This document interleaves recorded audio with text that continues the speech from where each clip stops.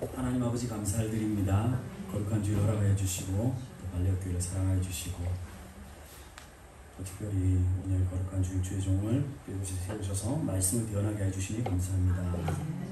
주님의 말씀만이 대언되고 선포되게 해주시고 우리 발레교회 성도님들에게 귀한 은혜, 주님을 만나는 시간, 또 삶의 결단이 일어나는 시간이 될 수 있도록 역사하여 주시옵소서. 모든 말씀 예수님 이름으로 기도드립니다. 아멘. 오늘 읽으셨던 말씀을 가지고 행동하는 신앙의 이라는 제목으로 함께 말씀을 나누고자 합니다.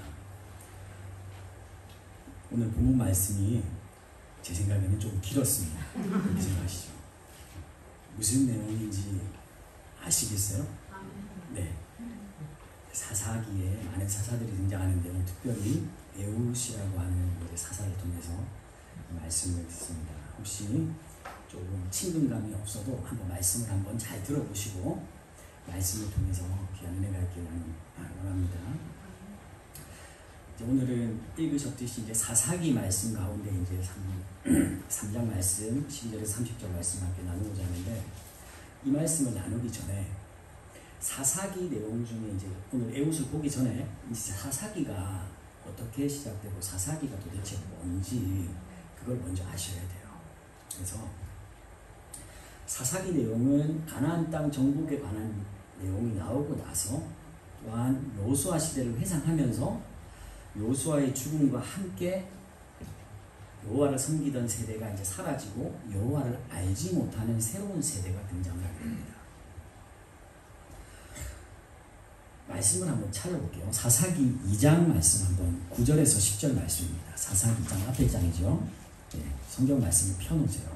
사사기 2장 9절에서 10절을 한번 읽어보세요. 다 같이 시작. 우리가 그의 기업의 영혼에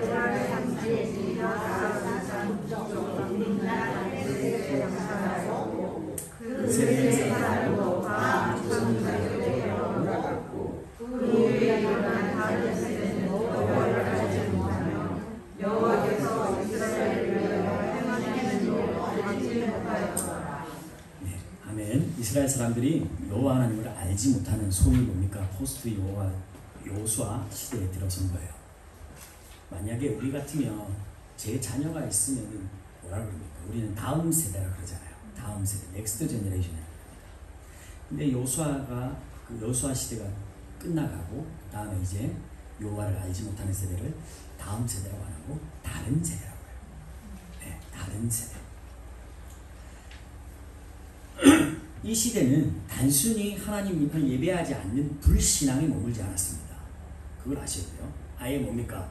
여호와를 알지 못하는 전혀 다른 세대라. 이 시대에 사사들이 등장하는 거예요. 사사기의 서두에 하나님을 알지 못하는 이 새 세대, 새로운 세대, 이스라엘이 버린 패역한 삶을 고발하기에 주저하지 않습니다. 여호수아의 죽음 이후에 말 그대로 신앙이 어떻게 됐습니까? 멈춰버린 거예요. 신앙이 이제 진공 상태 되어버린 거예요. 하나님을 대신해서 이제 2장 12절에 보면 다른 신 곧 그 사방에 있는 백성들의 신을 쫓아서 그들을 절합니다. 많은 다른 이방의 신들을 섬기며 나가는 거예요. 바알과 아스타롯을 비롯해서 아람의 신들, 이제 시돈의 신들, 모압의 신들, 암몬 자손의 신들, 블레셋 사람의 신들을 섬기게 된 겁니다. 쉽게 말하면 사이비 종교에 빠진 거야. 근데 그래서 이스라엘은 여호와의 목전에서 악을 행합니다. 고발하는데 2장 11절 말씀입니다. 이스라엘은 여호와의 목전 앞에서 악을 행한다. 하나님께서는 진노하시고 대적의 손에 이스라엘을 넘겨주십니다. 하나님의 재앙이 이스라엘 사회에 떨어진 거예요. 사사들은 이러한 시대에 파송이 되는 거예요. 아시겠죠? 네. 이스라엘을 영적, 육체적, 사회적으로 노력하는 자의 손에서 건져내기 위해서 하나님께서 사사들을 부르신 겁니다. 이스라엘을 시험하고자 하나님께서 가나안 땅에 남겨두신 여러 부족들이 있죠. 가나안 땅에 원래 부족들이 살고 있었잖아요. 블레셋, 시돈, 가나안, 헷, 아모리, 브리스, 히위, 여부스 족속들과 어울려 살고 있는 거예요. 근데 무슨 소리입니까? 사사기는 바로 이들이 이스라엘의 신앙생활에 올무가 되는 역할을 했던 자임을 가르쳐주고 있는 거예요. 같이 지내고 있는데 서로 도와서 여호와를 잘 섬기는 그런 족속들이 아니에요. 네. 유업은 결코 어디 있습니까? 이스라엘 밖에 있지 않다라는 거예요. 그래, 그것은 먼저 이스라엘 안에서 시작이 되었고 여러 부족과 어울려서 살면서 시작이 됐습니다. 사사기 3장 6절 말씀 한번 읽어보시겠습니다. 사사기 3장 6절 말씀 다 같이 읽습니다. 시작. 그들의 딸을 만나라 안양을 걸으며 자기 딸들을 그들의 아들에게 주고 또 그들의 딸들을 버려라. 네. 오늘 읽으셨던 본문 말씀 이제 전에 나오는 말씀이죠. 향락에 빠진 거예요. 사사들을 때로는 싸우는 군인으로 재판관으로만 생각해서는 안 됩니다. 하나님을 알지 못하는 자들이 활개치는 시대에 암흑기에 부름받은 자들이에요. 그러니까 하나님의 사자들입니다. 하나님이 누구신지 전혀 알지 못하는 이스라엘의 신세대에게 하나님이 누구신지를 똑바로 증언하는 거예요. 그게 사사입니다. 지금으로 하면 뭐 선교사요, 전도자요 이런 자들이 바로 사사예요. 말로만 입으로만 하지 않고 어떻게 해요? 온몸으로 삶으로 보여주는 거예요.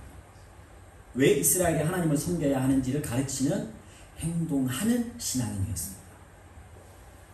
우리에게 강점이 있고 또한 그 반대로 약점이 있어요. 오늘 찬양인도 하시기다 바로 시작하시기 전에 멘트가 우리는 약합니다 이렇게 말씀하시더라고요. 우리 약하죠. 내놓을 게 없어요. 보세요.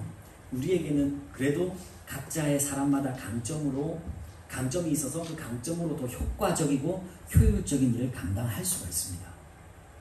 하지만 나의 약점을 통해서 우리는 또한 나를 강하게 할 수 있고 또한 하나님 앞에서 쓰임받을 수 있는 거예요. 오늘은 읽으신 본문 말씀을 통해서 누구요? 사사 누굽니까? 에훗이에요. 에훗에게는 큰 특징이 있습니다. 어떤 특징이 있습니까? 왼손잡이. 왼손잡이. 오늘 말씀에 나왔죠? 에훗의 큰 특징은 왼손잡이에요. 왜 왼손잡이가 특징이고 이게 왜 성경 말씀에 쓰여 있을까? 오른손잡이면 어떻고 왼손잡이면 어떠냐? 이렇게 생각하실 수 있어요. 근데 에훗을 설명하는데 왼손잡이라고 설명한 이유가 있습니다. 뭐냐? 왼손잡이였던 것은 그 당시에는 신체적으로 정상이 아니었다. 당시 고대 중동 지방에서는 왼손을 사용하는 것을 금했습니다. 왼손 사용하면 안 돼요. 불경건하게 생각했습니다. 당시 왼손잡이는 뭡니까? 핸디캡이었어요. 당시 에훗은 군인이었어요. 근데 오른손을 잘 써야 하는데 왼손을 쓰는 거예요. 왼손잡이는 오른손을 사용하지 못하는 사람입니다. 그렇게 생각하시면 돼요. 원문을 보면 뭐라고 나오냐면 오른손이 다쳐버린 남자라고 나와요. 그러니까 오른손을 못 쓰는 거죠. 에훗은 왼팔만 사용할 수 있는 사람이었습니다. 이렇게 큰 핸디캡을 가지고 있었어요. 그럼에도 불구하고 그는 이스라엘을 대표하는 사사로 사용을 받았습니다. 영적으로, 정치적으로, 군사적으로 지도자의 역할을 감당하는 거예요. 우리가 생각할 때 하나님께서 하신다 하면 전쟁이든 평화든 우리가 생각할 때 정석으로 바른 방법으로 하실 것 같아요. 그죠? 네. 우리는 예수 믿는 자로서 세상에 나가서 바르게 살아야 되잖아요. 그러니까 하나님 또한 바르게 하실 것 같아요. 트릭이나 장기로 하지 않으실 것 같습니다. 하나님의 능력으로 계획하신 것을 짠하고 하셔야만 할 것 같은데, 그런데 오늘 본문에 나온 에훗은 뭡니까? 에글로 나온 주는 암살자예요. 암살자. 사사기 3장 11절 말씀을 보시면 그 땅이 평온한 지 40년에 그나스의 아들 온니엘이 죽었더라. 그 이전 사사죠. 하나님 나라의 구조는 뭐냐면 하나님이라고 하는 임금이고 아무것도 아닌 백성들에게 하나님께서 하나님의 것을 부어주셔서 하나님의 나라의 풍요로움을 누리게 하시는 거예요. 이게 하나님 나라. 백성이 어떤 자격과 자질을 갖추고 있어야 하는 겁니까? 네. 하나님의 백성은요, 어떤 자질과 자질을 갖추고 있어야 됩니까? 그런 거 필요 없어요. 온니엘이 있을 그 40년 동안에는 아무런 문제 없이 평온하기만 했을까요? 온니엘이라는 사사가 있었습니다. 이스라엘의 본질은 변하지 않았을 거예요. 본질은. 그런데 그렇지만 왕의 통치에서 벗어나는 순간 우리의 본질적인 모습들이 여지없이 드러나게 돼 있어요. 여호와라고 하는 왕이 없어지면 우리 삶 속에 본질적으로 우리 것이 드러나게 돼 있어요. 세상의 것이 드러나게 돼 있어요. 온니엘이라는 사사가 죽고 난 후에 바로 이런 일들이 또 일어납니다. 오늘 읽으셨던 말씀 제가 한번 더 읽을게요. 12절 말씀 보세요. 성경책. 이스라엘 자손이 또 여호와의 목전에서 악을 행하였다. 제가 강조하고 싶은 거는 또예요. 또. 네. 늘 악을 행하는데 또 행한다. 이스라엘 자손이 여호와의 목전에서 악을 행함으로 여호와께서 모압 왕 에글론을 어떻게 했습니까? 강성하게 하셔서 그들을 대적하게 하셨어요. 모압 왕 에글론이 강성하게 되었는데 그 강성함이 하나님께서 하셨다라는 거예요. 네. 대적을 강성하게 하시는 것도 하나님께서 하십니다. 하나님의 백성이 아닌 대적을 하나님께서 이제 강건하게 강성하게 하시는데 암몬과 아말렉 자손과 함께 모압과 암몬이 누굽니까? 롯이 그 딸들을 통해서 얻은 아들들입니다. 그러니까는 사실 말하면 저주의 자식들이에요. 그런 저주의 자식들을 하나님은 그냥 내버려 두라라고 말씀하세요. 이거는 신명기 말씀이라서 제가 천천히 읽을게요. 한번 들어보세요. 신명기 2장 8절에서 9절 말씀 제가 읽겠습니다.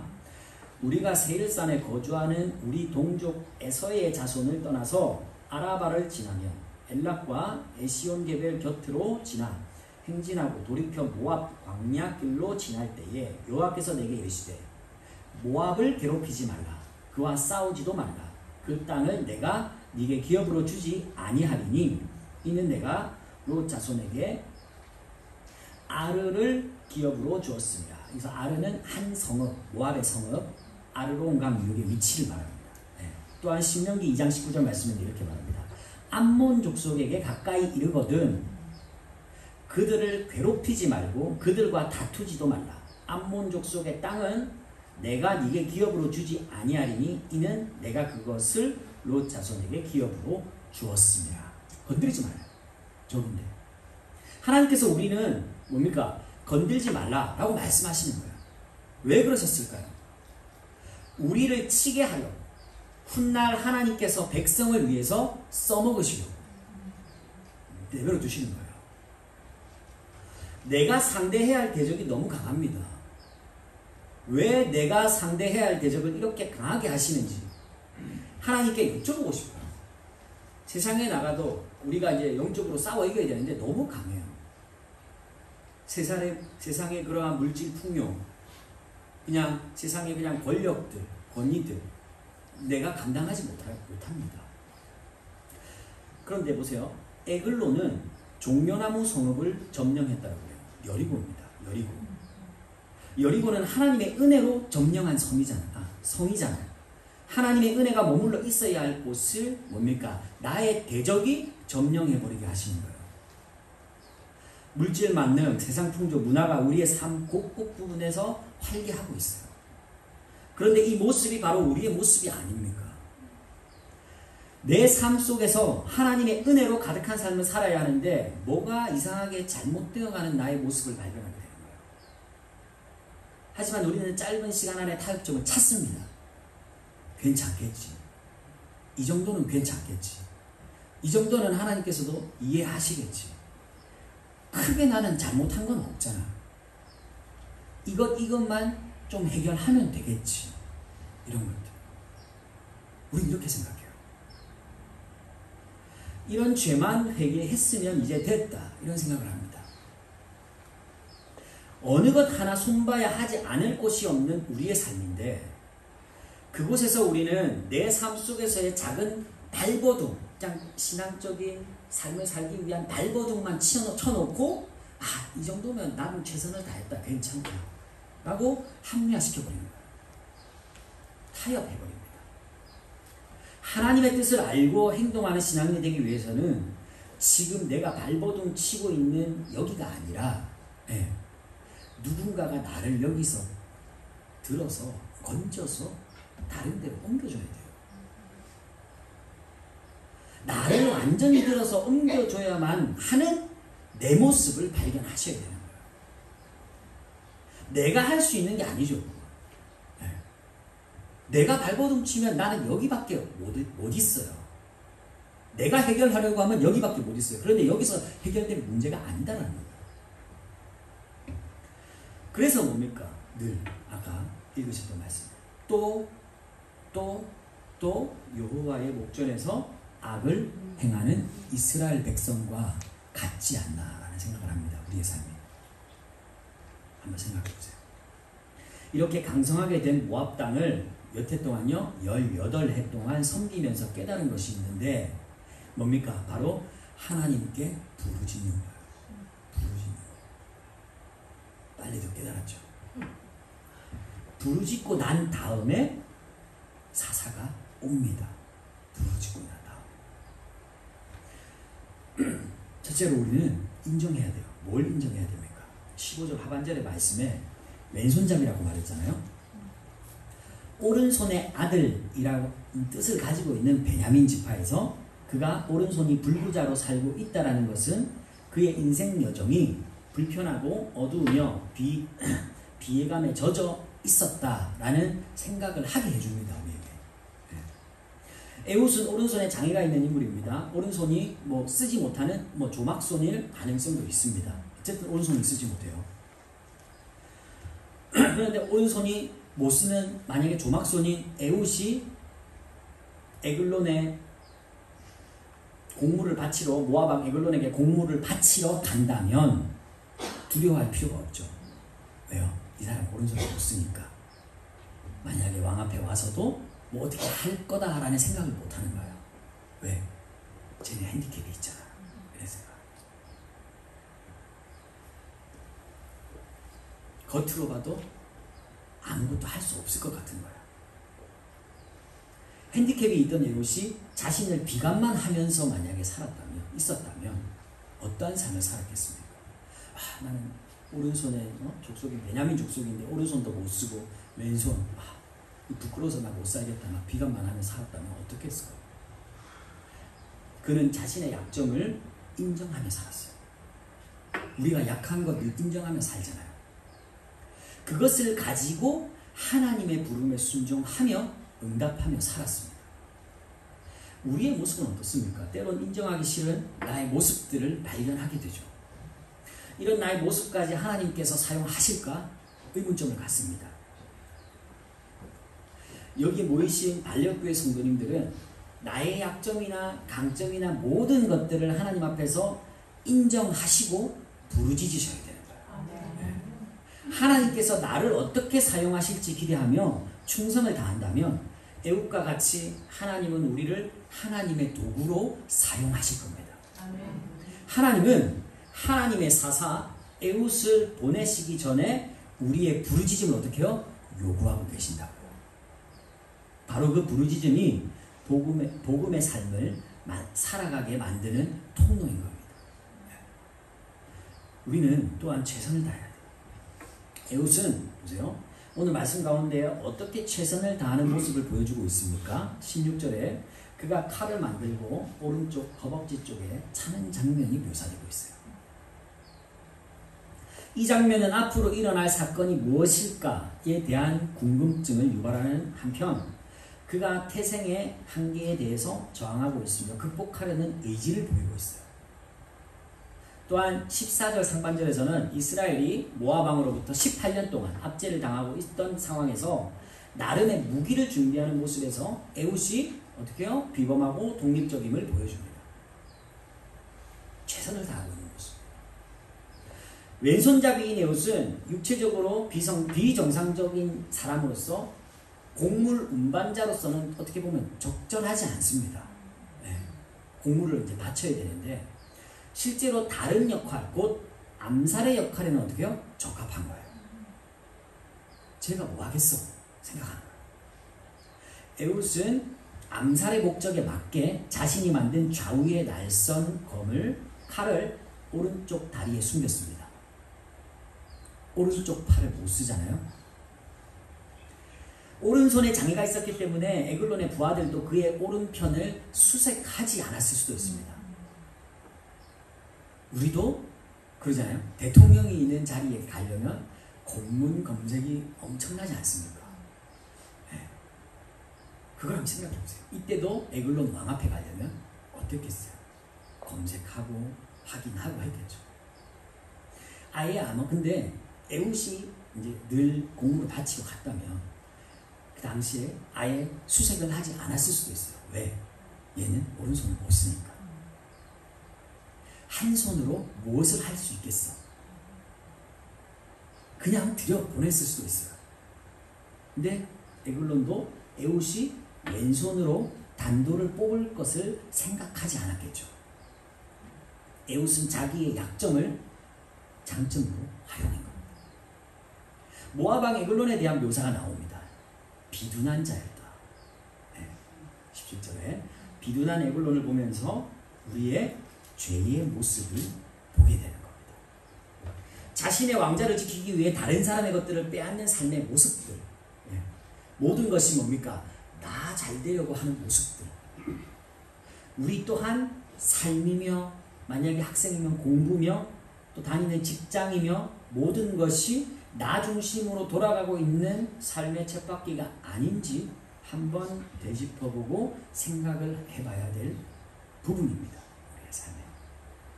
에웃은 또한 에글론 왕 앞에 가기 위해서 보이지 않는 무기를 가지고 갔어요. 그 무기가 뭐냐면 한번 이거는 읽어볼게요. 사사기 3장 19절하고 20절 말씀. 예. 화면에 나오죠? 화면에 나옵니다. 19절 20절 제가 읽고 말씀을 드릴게요. 한번 천천히 읽겠습니다. 시작. 자기는 불갈 근처 돌 뜨는 곳에서부터 돌아와서 이르되 왕이여 내가 은밀한 일을 왕에게 알려 하나이다 하니 왕이 명령하여 조용히 하라 하매 모셔선 자들이 다 물러간지라. 에웃이 그의 곁으로 들어가니 왕은 서늘한 다락방에 홀로 앉아있는 중이라. 에웃이 이르되 내가 하나님의 명령을 받들어 왕에게 아뢰 일이 있나이다. 네, 방금 읽으셨던 19절하고 20절에 어떤 단어가 나오냐면 어떻게 되냐면 왕이여 내가 19절에 은밀한 일을 왕에게 구한다라고 해요. 은밀한 일. 20절에는 뭐라고 합니까? 에웃이 이르되 마지막 부분에 내가 하나님의 명령을 받들어 왕에게 아랠 일이 있나이다. 이 두 단어가 한국말로는 번역이 이제 이렇게 은밀한 일, 하나님의 명령으로 하는데 원어상 똑같은 단어입니다. 다발이라고 하는 똑같은 단어. 에글론은 뭡니까? 그냥 신적인 계시를 예견했을 겁니다. 근데 에웃은 실제로 뭡니까? 인간을 깨로 만든 비밀병기를 갖고 있었죠. 이러한 장대로 왕과 독대를 하게 되는 거예요. 에웃은 에글론 왕을 찌르게 됩니다. 여기서 22절에 기름이 칼자루에 엉켰더라. 기름은 뭡니까? 자신의 뚱뚱한 모습에서 탐욕스러움을 보여주는 거예요. 이기적이고 완고한 사람인 것을 보여주는 겁니다. 이러한 내 중심의 것들이 말씀에 붙어버리는 거예요. 결론은 뭡니까? 이것들이 없어져야 되는 거예요. 이러한 것들은 우리에게서 없어져야 하는 것들입니다. 에글론은 어떻게 해요? 죽습니다. 우리 삶 속에 말씀이 들어갔을 때 없어져야 되는 것들이 있어요. 반드시 없어져야 됩니다. 그것은. 조금이라도 남아있으면 안 돼요. 24절에 에웃이 나간 후에 왕의 신하들이 들어와서 다락문들이 잠겼음을 보고 발을 가리우신다라고 생각을 했어요. 에글론이 죽으면서 기름은 칼에 엉켜붙고 배설물을 쏟아냈을 겁니다. 신하들이 문이 잠긴 것을 보고 배설물 냄새가 나니까 왕이 발을 가리우신다라는 표현을 쓴 거예요. 그게 이제 용변을 본다라는 표현입니다. 발을 가리우는 게. 근데 대변을 보시고 계신다라고 이제 생각을 했는데 배설물은 사실 죄악의 상징입니다. 신명기 23장 12절 13절 제가 천천히 읽겠습니다. 내 진영 밖에 변소를 마련하고 그리로 나가되 내 기부에 작은 삽을 더하여 밖에 나가서 대변을 볼 때에 그것으로 땅을 팔 것이요 몸을 돌려 그 배설물을 덮을지니. 배설물은 진 밖에 나가서 묻어야 되는 거예요.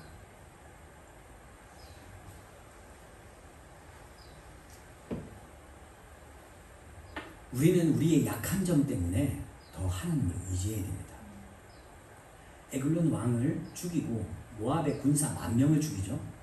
이러한 모든 것이 에훗이 혼자 한 것이 아니라 하나님을 의지했어요. 우리 인간은 너무나도 약한 존재들입니다. 어쩌면 에훗보다 더 약하고 핸디캡이 많은 존재들이에요. 이러한 약한 점 때문에 하나님을 의지하고 있으십니까? 나한테 한번 물어보세요. 나의 약한 모습을 그냥 탓하며 지내지는 않으십니까? 하나님께서 에훗과 함께 하셨던 것처럼 지금 우리의 삶에도 역사하고 계세요.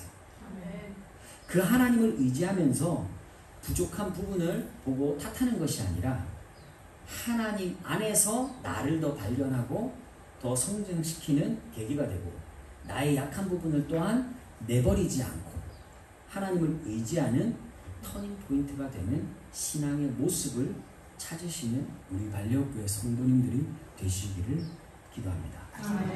오늘 본문 말씀을 통해서 우리는 이제 하나님이 약한 사람들을 세우시고 그들에게 영을 부어주셔서 영광을 드러내는 위대한 일을 행하셨음을 보았어요. 예수님의 제자들도 예루살렘 출신이 아니죠. 갈릴리 출신. 인간적으로 부족하더라도 하나님은 그들이 가지고 있는 재능을 있는 그대로 사용하셨어요. 하나님의 뜻을 행하기로 헌신한 사람들은 하나님이 필요로 한 모든 것을 지니고 있습니다. 하나님은 여러 종류의 사람들을 사용하시나 믿음 속에서 하나님의 뜻을 행하려고 헌신하는 자들을 세우시는 거예요. 연약하고 죄인된 모습을 가진 자가 죄덩어리 에글론을 죽이는 모습을 보여주시는 거예요. 하나님의 사람들은 자신의 부족함을 보지 않고 뭡니까? 부족한 자신을 도구 사용하시고 힘주시는 하나님만 바라볼 뿐이에요. 하나님만 따를 뿐입니다. 우리 또한 그러한 하나님을 의지하시면서 믿음 안에서 앞으로의 우리의 신앙의 여정 가운데 계속해서 하나님을 의지하며 나갈 수 있게 주님의 이름으로 축원드립니다. 기도하겠습니다.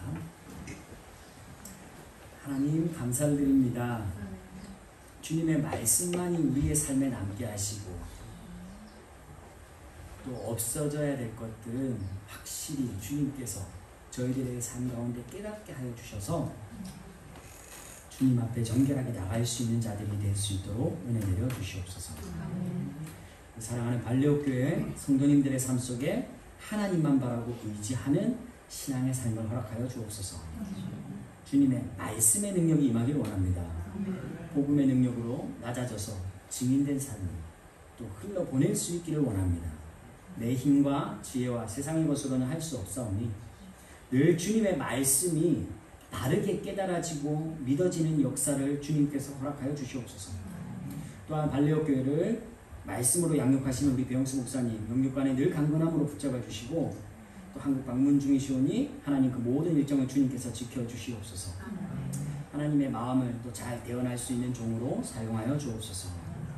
말씀으로 하나 되는 발레오교회가 되게 하여 주시고 하나님의 사명받은 자들로 한 마음 한 뜻 한 목소리를 바라는 귀한 주님의 공동체가 되게 하여 주시옵소서. 이 땅에서 우리에게 주신 사명을 더욱 잘 깨달아 죽어져 가는 영혼을 긍휼한 마음으로 바라보며 주의 사랑으로 품는 우리 발려교회가 교회된 사명을 잘 감당하게 하여 주시옵소서. 이 모든 말씀 예수님의 이름으로 감사하며 간절히 기도드립니다.